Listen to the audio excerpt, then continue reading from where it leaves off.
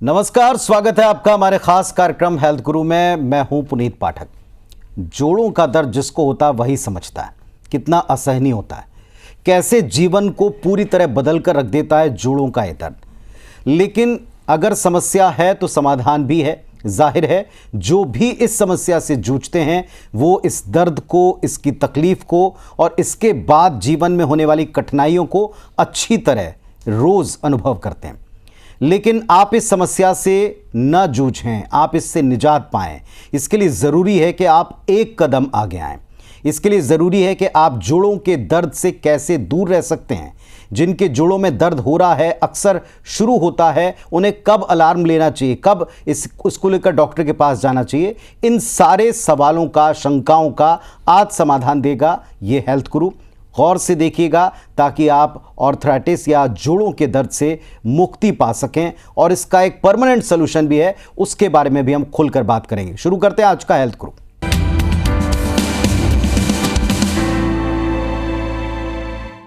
और आज हमारे साथ में हर बार की तरह एक ऐसे एक्सपर्ट हैं जो दशकों से लोगों के घुटनों के, जोड़ों के दर्द की समस्या का निवारण देते आए हैं।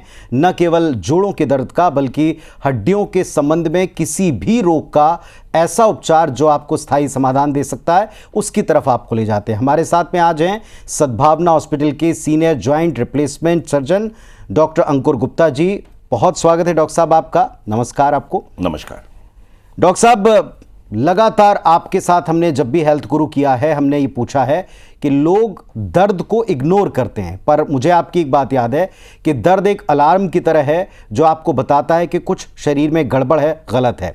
आज हम स्पेसिफिकली जो आर्थराइटिस है, घुटनों का दर्द है, इससे शुरुआत करते हैं। ये शुरू कब से होता है, किन कारणों से होता है? जी देखिए, जब हम घुटनों की दर्द की बात करते हैं तो हम उम्र 2 उम्र में घुटनों के दर्द होते हैं।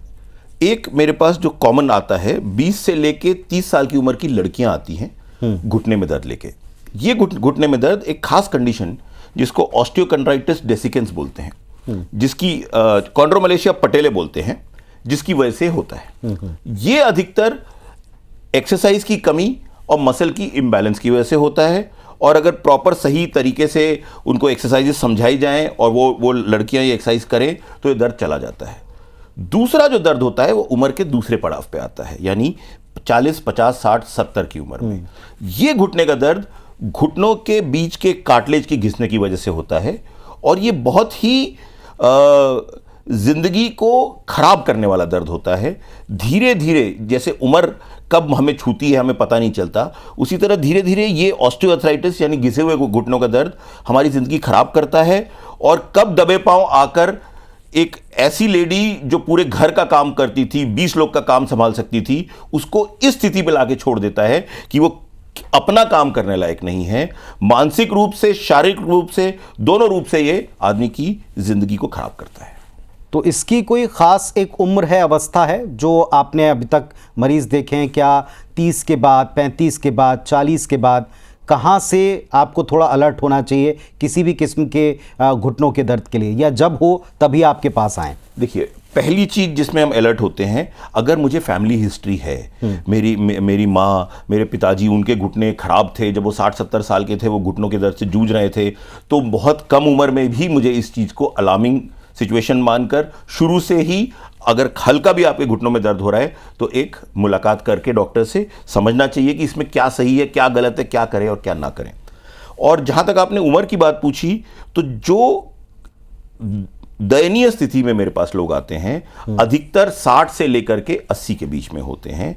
लेकिन कुछ लोग इसमें जो दोनों छोर पे कुछ लोग मिलते हैं, जैसे 40 साल 45 साल की उम्र में भी लोग आते हैं लेकिन कम होते हैं। उसी तरह 85-90 वाले भी लोग होते हैं लेकिन कम होते हैं। मेन उम्र 60 से 80 साल। एक जो कॉमन एक चीज़ हमने देखी है कि चूंकि आप एक सर्जन हैं और हमेशा एक बात हमने सुनी लोगों के मन से कि अगर हम डॉक्टर साहब के पास जाएंगे तो हमें डॉक्टर साहब नी रिप्लेसमेंट के बारे में कहेंगे। तो चलिए आज उन सब के डर को यहाँ दूर करते हैं। ये नी रिप्लेसमेंट क्या है, किस पद्धति से होता है, किनको करवाना चाहिए? जी, सबसे पहले नी रिप्लेसमेंट एक बहुत ही डरावनी सर्जरी है। मैं इस सर्जरी को भूत की संज्ञा देता हूं। पीपल के पेड़ के नीचे भूत है। देखा किसी ने नहीं है, लेकिन अगर ये बात फैलती है तो लोग महसूस करते हैं, जब पीपल के पेड़ के सामने से निकलते हैं उनको भूत का एहसास होता है। इस ऑपरेशन के बारे में उसी तरह इतनी गलत धारणाएं फैली हैं कि जब मैं लोगों को बताता हूं कि आपके घुटने इस लेवल के आ गए हैं, इतने खराब हो चुके हैं कि इनको ऑपरेशन करना पड़ेगा, तो उनके आंसू छूट जाते हैं, बीपी बढ़ जाता है। मेरे पास ऐसी औरतें हैं जो वहीं पे टेबल पे गिर जाती है, उनका बीपी इतनी बुरी तरह नीचे गिरता है कि वो घबरा के गिर जाती हैं। तो कहानी ये है कि इस डर से केवल एक ही चीज आपको उभार सकती है, वो है अज्ञानता से ज्ञान की ओर आना, जानना कि ये क्या है। नी रिप्लेसमेंट दुनिया का सबसे सक्सेसफुल ऑपरेशन है अगर इसको सही समय और सही उम्र में किया जाए। नी रिप्लेसमेंट जितना सक्सेसफुल ऑपरेशन, जब हम पिछले 6000 केस में 5990 लोग ऐसी जिंदगी जी रहे हैं जैसी वो कभी सोच नहीं सकते। लोग मेरे पास इस हालत में आते हैं कि बस हम इंतजार कर रहे हैं कब मरें, और अब वो एक नया घर खरीद रहे हैं, वो बाहर घूमने की प्लानिंग कर रहे हैं। ऑपरेशन होने के बाद की जिंदगी और पहले की जिंदगी में जमीन आसमान का फर्क है। चलिए शुरुआत करते हैं इसी डर को दूर करने की।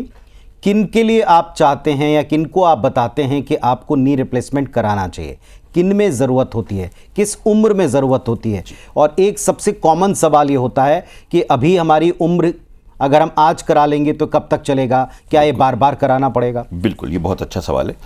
मेरे शरीर के हर अंग, ह्यूमन बॉडी एक स्पेशलाइज्ड ऑर्गन्स है बॉडी के, मेरे हर अंग का अपना काम है। दिल का काम है धड़क के शरीर के हर कोने को खून देना। घुटने का एक ही काम है, जब मेरा मन हो मैं इस कुर्सी से उठूं, इस कमरे के बाहर जाऊं, मेरा मन हो पार्क में घूमने का, मेरे घुटने मुड़े सीधे हों और मुझे एक छोर से दूसरे छोर ले मेरे गंतव्य की ओर ले जाए, मैं जहां जाना चाहूं वहां घुटने ले जाए। जिस दिन मेरे घुटने मुझे वो काम करना छोड़ दे रहे हैं, यानी मुझे शादी में जाने का मन है, मेरे घर में शादी है, लेकिन मैं इन दर्द की वजह से नहीं जा पा रहा। मेरा मन है कि मैं सिनेमा हॉल जाऊं, लेकिन वहां छोटी छोटी सीढ़ियां होंगी, मैं नहीं कर पा रहा। जिस दिन ये घुटने अपना मेन काम, यानी मुझे एक पोजीशन से दूसरी पोजीशन में लाना, बैठ के खड़ा करना, ये काम में मुझे परेशान कर रहे हो, मुझे दुख दे रहे हो, उस दिन ये घुटने नए हो जाने चाहिए। मतलब इसका खास तौर पर ये संकेत है डॉक्टर साहब जो कह रहे हैं कि आपको जब तकलीफ इस हद तक बढ़ जाए कि उसका विकल्प कोई और ना बचे, तब आपको और कुछ नहीं सोचना है। और इसीलिए डॉक्टर अंकुर गुप्ता जी का सद्भावना हॉस्पिटल का हम आपको लगातार एक नंबर स्क्रीन पर फ्लैश कर रहे हैं, ये नंबर आप अभी नोट कर लें। अगर आपको किसी भी किस्म का घुटने का या और कोई जोड़ों का दर्द है तो आप इस दर्द को ना सहें, बस आप इस नंबर पर डायल कीजिए, अपॉइंटमेंट बुक कीजिए, ताकि आप जाकर स्वयं जान सकें कि क्या आप उस अवस्था तक पहुंच गए हैं, और जो अवस्था आपको डॉक्टर साहब देखकर बताते हैं, डायग्नोस करके बताते हैं, उस मुताबिक उस इलाज की तरफ आप अपनी जीवन को ले जा सकें, ताकि दर्द से मुक्ति मिले, अच्छा जीवन मिले। डॉक्टर साहब, एक दूसरी चीज़, जैसा आपने स्वयं स्वीकार किया कि आप नी रिप्लेसमेंट की बात करें कि घुटना बदल दिया जाएगा, तो ही लोग डर के मारे बेहोश हो जाते हैं। इसमें बेसिकली होता क्या है, ये प्रक्रिया क्या है, कितने दिन कितने घंटे की प्रक्रिया है? सबसे पहले मैं आपको टेक्निकल पॉइंट बताता हूं। ये मेरा घुटने का मॉडल है। घुटने के मॉडल में अगर आप ध्यान से देखें तो ऊपर जांग की हड्डी है, नीचे पैर की हड्डी है। जब भी हम मूव करते हैं हड्डियां आपस में नहीं टकराती। क्यों नहीं टकराती? क्योंकि उसके ऊपर ये एक चिकनी सतह होती है जो निर्जीव होती है।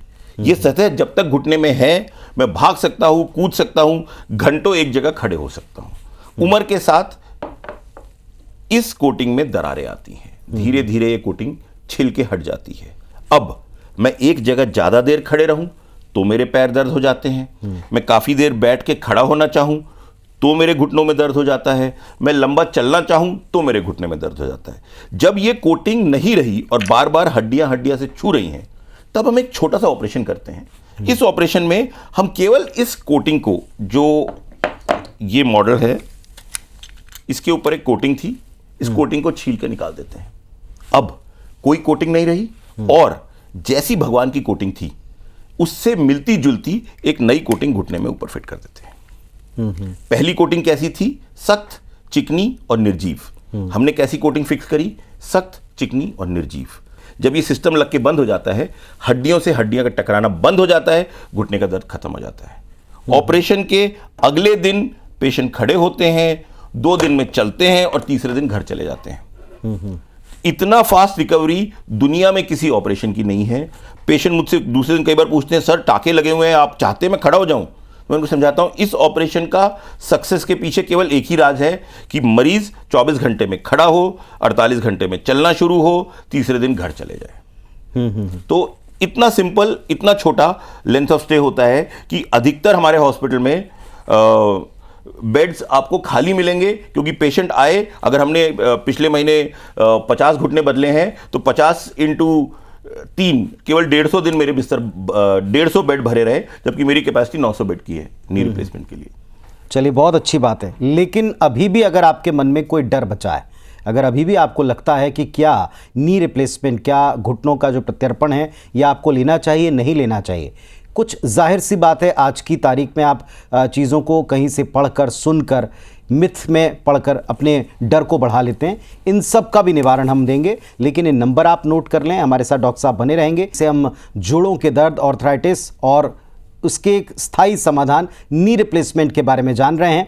इसके बारे में काफ़ी जानकारी अब तक हमने ली, लेकिन आज के दौर का एक बड़ी समस्या गूगल ज्ञान भी है। ये अधूरा ज्ञान आपको डराता कहीं ज़्यादा है। तो अब आपके पास में एक विकल्प है कि आप सीधे सद्भावना हॉस्पिटल जाएं, या अपने डॉक्टर से मिल करके आप पता लगा लें कि आपके लिए कब, कहाँ, कैसे ये सर्जरी मुमकिन है। हमारे साथ में डॉक्टर साहब हैं जो इनसे जुड़े मिथ को भी दूर करेंगे। डॉक्टर साहब, पहला एक जो मिथ है कि अगर हमने किया तो बड़ा समय लगेगा, कौन घर का काम संभालेगा, जिसके बारे में आपने थोड़ा सा ब्रेक पर जाने से पहले बताया। दूसरा एक लोगों के मन में डर है कि ये अमीरों वाली सर्जरी है, हमारे हद के बाहर है, हम इसे नहीं करा सकते, और कराना है तो बड़े शहर ही जाना पड़ेगा। जी, तो इस बात में कोई दो राय नहीं है। ये ऑपरेशन में खर्चे ज़्यादा होते हैं, लेकिन 2016 के बाद जब गवर्नमेंट ने, इंडियन गवर्नमेंट ने प्राइस कंट्रोल किया इम्प्लांट का, तब से ये ऑपरेशन हर किसी के, मेरे पास गांव से लोग आते हैं, वो ये ऑपरेशन करा के जाते हैं। ये प्राइसिंग इसकी अब ऐसी हो गई है कि एक common man, middle class man आराम से ये ऑपरेशन करवा सकता है। दूसरी बात, कहानी बड़े शहरों की।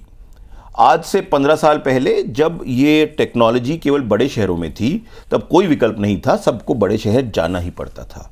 आज उसी क्वालिटी की सर्जरी, उसी क्वालिटी के इम्प्लांट आपको हर शहर में मिलते हैं, और बड़े शहरों से आधे दाम पे छोटे शहरों में सर्जरी होती है। इसलिए नहीं कि क्वालिटी में कोई कमी है, इसलिए कि छोटे शहरों का इंफ्रास्ट्रक्चर और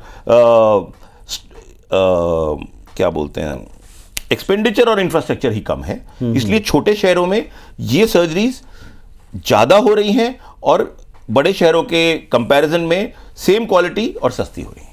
डॉक्टर साहब, एक और चीज़ जो आपने इम्प्लांट कहा, हम उस पर ही आते हैं। जैसे हमने देखा लेंस में भी अलग अलग कॉस्टिंग बताई जाती है, कुछ विकल्प दिए जाते हैं। क्या यहाँ भी ऐसा ही है? गवर्नमेंट ने जो एक दायरा, एक जो लिमिट तय की है, क्या उसके अंदर सारे के सारे इम्प्लांट्स आते हैं या एक ही क्वालिटी के होते हैं? थोड़ा सा इस बारे में बताएं। देखिए, 2016 से पहले हम पेशेंट से पूछते थे कि साहब एक इम्प्लांट है जो 2,20,000 का है, अगर आपकी क्षमता है तो ये लगवाइए, दूसरा 70,000 का है, तीसरा 90,000 का है। गवर्नमेंट ने प्राइस कैप करके सारे इम्प्लांट 70,000 रुपए तक ला दिए हैं। 70 से भी थोड़े कम है एग्जैक्ट अमाउंट। अब जो इम्प्लांट अच्छे नहीं थे वो ऑटोमेटिकली मार्केट से खराब हट गए हैं। बचे हुए इम्प्लांट जो महंगे इम्प्लांट थे, वही इम्प्लांट आज एक फिक्स रेट पे मिल रहे हैं, जिसके ऊपर प्राइसिंग करना असंभव है, और अगर कहीं हो रही है तो वो गलत है। डॉक्टर साहब, एक मिथ ये भी है कि ये जो सर्जरी है ये एक उम्र के बाद ही करानी चाहिए, क्योंकि इसका अपना एक दायरा है। अगर किसी को कम उम्र में इस सर्जरी की आवश्यकता है, उस कम उम्र वाले व्यक्ति को आप क्या मैसेज देंगे? देखिए, ये उम्र वाली कॉन्सेप्ट इसलिए शुरू हुआ क्योंकि नी रिप्लेसमेंट एक बहुत ही नॉवल, यानी एक बहुत ही नया ऑपरेशन है। दुनिया के पास अभी इसका एक्सपीरियंस इतना नहीं हुआ कि कोई भी आदमी ये बता सके कि ये नी रिप्लेसमेंट की लाइफ कितनी होती है। लेकिन आज जो डेटा दुनिया के पास है, हमें यह पता है कि 25 साल तो चलेगा ही। आगे 35 चलेगा या नहीं चलेगा, वो 10 साल बाद दुनिया बता पाएगी। अब एक इम्प्लांट, अगर हम ये मान ले 25 साल ही लाइफ है, और मेरे पास 50 साल की एक औरत, जैसा कि आप ये वीडियो में देख रहे हैं, है ना, ये 50 साल की औरत इतनी दयनीय स्थिति में है कि इसको ये कहना जो आज से 10 साल पहले कहा जाता था कि नहीं 70 साल से ऊपर उम्र हो या 60 साल से ऊपर उम्र हो तभी किया जाएगा, ये 60 साल पहुंच ही नहीं पाएगी। ये अगले 5 साल में 2 साल में बिस्तर पकड़ लेगी और बिस्तर में पड़े पड़े अपनी ज़िंदगी निकालेगी या फिर ये अपना जीवन संभाल ही नहीं पाएगी। अब मेरे पास क्या विकल्प है कि मैं इनको बोलूं कि नहीं आपकी उम्र कम है, आप 10 साल और इंतजार करिए, जब आप जिंदगी एक बार मिलती है, 50 से 60 साल की उम्र एक ही बार मिलेगी। आज उसके ऊपर अपने बच्चों की जिम्मेदारी, घर की जिम्मेदारी ज़्यादा है। जब उनको ज़रूरत थी कि वो अच्छी ज़िंदगी जिए, तब मैं उनको दवा दे के बिस्तर पे रखूं, और जब वो बुजुर्ग हो जाए, जब शरीर कमज़ोर हो जाए, तब मैं उनका नी रिप्लेसमेंट करूं। या दूसरा ऑप्शन है मैं उनको आज अच्छी ज़िंदगी दूं। अगर आज उनकी उम्र 50 साल है, 75 साल की उम्र में क्या होगा वो हमें नहीं पता। आज की ज़िंदगी अच्छी हो। पूरी दुनिया एक ही चीज़ पे आजकल चल रही है कि आज में जियो, आने वाले कल और बीते कल के बारे में नहीं सोचो। तो अगर अगले 25 साल उनके अच्छे जाते हैं और शायद आज से 10 साल बाद हमको पता चले कि नी रिप्लेसमेंट 35 साल चलता है, तो हो सकता है एक ऑपरेशन पूरी ज़िंदगी उनको सहारा दे और एक ही ऑपरेशन से उनकी पूरी ज़िंदगी अच्छी और खुशभरी निकल जाए। डॉक्टर साहब, एक और मन में बड़ी दुविधा होती है कि जब भी कभी आप इस तरीके की सर्जरी से गुजरते हैं तो इसके बाद की लाइफ कैसी है। चलिए हम चलने भी लग गए, हमने अपने रूटीन काम शुरू कर दिए, क्या हमको इसके साथ में लंबे समय तक कोई दवाइयाँ खानी हैं, पेन किलर्स खाने, या कोई भी किसी भी किस्म के हमको मेडिसिन्स लंबी चलानी पड़ती हैं? देखिए, मेरे पास पेशेंट्स हैं जो नी रिप्लेसमेंट के बाद 70 साल की उम्र में बैडमिंटन खेल रहे हैं, 75 साल की उम्र में लेडीज़ क्लब में डांस कर रही हैं और मुझे वीडियो व्हाट्सएप पे भेजती रहती है कि आज मैंने ये मेडल जीता, आज मैंने ये मेडल जीता।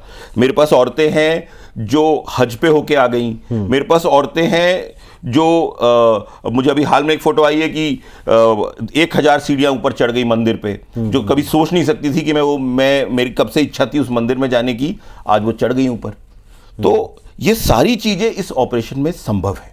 दूसरा मेरा ये सवाल था आपसे कि क्या इसके बाद हमको मेडिकेशंस भी लेना पड़ता है या ये लंबा चलता है? अब इस ऑपरेशन में एक ही चीज़ है जो है ऑपरेशन के बाद कितने दिन तक मेडिसिन लेनी पड़ेगी।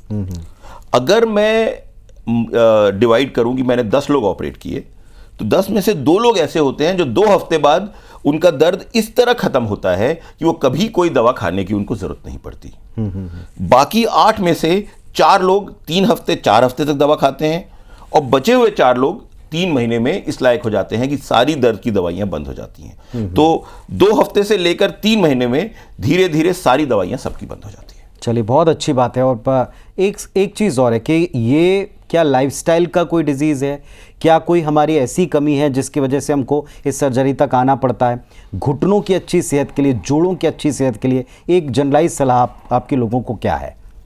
देखिए, सबसे पहले तो घुटने खान पान से नहीं खराब होते।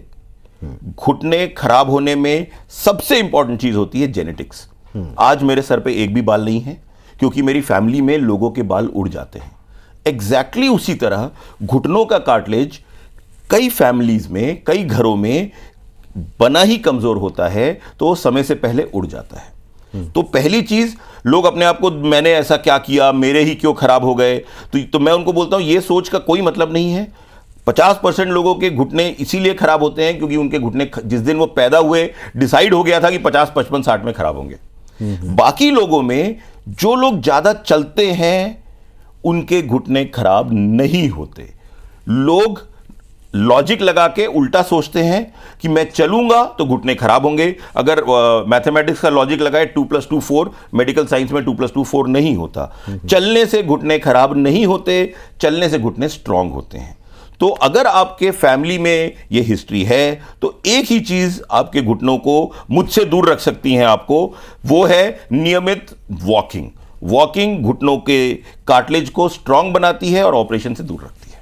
तो क्या आफ्टर ऑपरेशन ये आप सलाह देते हैं कि लोगों को चलते रहना चाहिए? जी बिल्कुल, क्योंकि ये फिटनेस के लिए तो बहुत ज़रूरी है, लेकिन क्या इसके बाद भी आप लोगों को कहते हैं कोई लिमिटेशंस तो नहीं होती? ऑपरेशन के बाद मरीज को जितना ज़्यादा चलाया जाएगा उतनी उनकी ज़िंदगी अच्छी होगी और जितना वो चलेंगे घुटने की लाइफ उतनी बढ़ जाएगी। तो इस ऑपरेशन के बाद लोग मुझसे पूछते हैं परहेज, तो एक ही परहेज है, आराम करना। अगर आप आराम के शौकीन हैं तो ऑपरेशन ना कराएं, बिस्तर पे आराम से बैठें, तो आपके पास घर में करने वाले हैं, टीवी देखें, बिस्तर में बैठ के खाएं।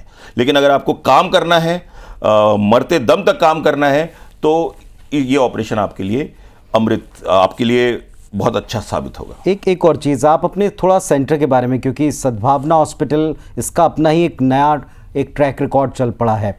अब तक का आपका एक्सपीरियंस मध्य भारत का, केवल छत्तीसगढ़, केवल रायपुर नहीं, पूरे मध्य भारत से आपके पास लोग आते हैं, कैसा आपने अनुभव किया है?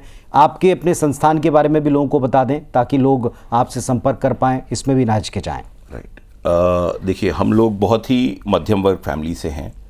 हॉस्पिटल हमने खोला नया रायपुर में। कारण ये था कि नया रायपुर में जो ज़मीन रायपुर में बहुत महंगी थी और नया रायपुर में काफ़ी सस्ती थी, इस कारण हम एक हॉस्पिटल खोल पाए। वरना मेरे फादर ज़िंदगी भर सर्विस किए हैं और मैं भी ज़िंदगी भर हॉस्पिटल्स में ही काम किया है। हॉस्पिटल खोलते वक्त ये डर था, हॉस्पिटल चलाना अपने में एक बड़ा काम है, बड़ी जिम्मेदारी है। क्या हम इसको चला पाएंगे या नहीं चला पाएंगे? क्या लोगों को एक ऐसे हॉस्पिटल पे भरोसा होगा जो साइज में छोटा है? क्योंकि अब तक मैं दिल्ली एम्स में काम किया, मैंने जिस हॉस्पिटल में काम किया वो बहुत बड़े बड़े हॉस्पिटल थे, तो ये हॉस्पिटल खोलना थोड़ा सा डरावना था। लेकिन मैं अचंभित हूँ कि कैसे, और मैं कई बार मैं लोगों से पूछता हूँ कि आप रहते हो यहाँ से 800 किलोमीटर दूर, आप पहले रायपुर आए और आप एक ऐसे हॉस्पिटल आए जिसका ढूंढना मुश्किल है, कहाँ पे बना हुआ है वो हॉस्पिटल, कहीं हमारे बोर्ड नहीं लगे, आप यहाँ पहुँचते कैसे हो? तो मैं खुद अचंभा हूँ कि लोग कैसे पहुँचते हैं। लेकिन शायद कोई बताता है, हम ट्रेन में जा रहे थे, किसी ने कहा वहाँ चले आओ, तो लोग आ रहे हैं और हम उनको सेवा दे पा रहे हैं। और हमें लोग कहते थे कि नए रायपुर में आप खोलोगे तो खाली बैठोगे, लेकिन मैं, मेरी वाइफ, हम दोनों बिजी हैं। चलिए, तो एक सफल संस्थान सद्भावना हॉस्पिटल, उनके senior joint replacement surgeon doctor Ankur Gupta ji से आपने जोड़ों का दर्द, जो किसी भी उम्र में आपको अगर हो तो आपको डरना नहीं है, हिचकिचाना नहीं है। उसी नंबर पर संपर्क करें जो आपकी टीवी स्क्रीन पर नीचे फ्लैश हो रहा है। इस नंबर पर आप कांटेक्ट कीजिए, डॉक्टर साहब से मिलिए और डॉक्टर साहब और उनकी पूरी टीम आपकी मदद के लिए तत्पर है। एक बात और है, अगर आप सुनी सुनाई या कहीं से पढ़कर आप अपने मन में कोई ग्रंथि पालते हैं, डर कर रहते हैं, तो फिर आपको इसी दर्द के साथ जीवन बिताना पड़ेगा, वरना हल आपके सामने मौजूद हैं। उम्मीद करते हैं कि आज का हेल्थ गुरु आपके काम आएगा और आने वाले वक्त में आप एक स्वस्थ, घुटनों के दर्द से निजात पाने वाला जीवन जिएंगे, स्वस्थ रहकर मुस्कुराते हुए अपना जीवन जिएंगे। यही इस कार्यक्रम का उद्देश्य था। डॉक्टर साहब, बहुत बहुत धन्यवाद आपका, इतनी बेबाकी से, खुलकर, दिलेरी से अपने अपने संस्थान और इन बीमारियों पर बात करने के लिए। Thank you so much sir. धन्यवाद आप सभी का भी जुड़ने के लिए। तो आज के हेल्थ गुरु में हमने बात की जोड़ों के दर्द की। अगली बार फिर आपसे मुलाकात होगी किसी समस्या और उसके पूर्ण समाधान की। आज के लिए बस इतना ही। नमस्कार।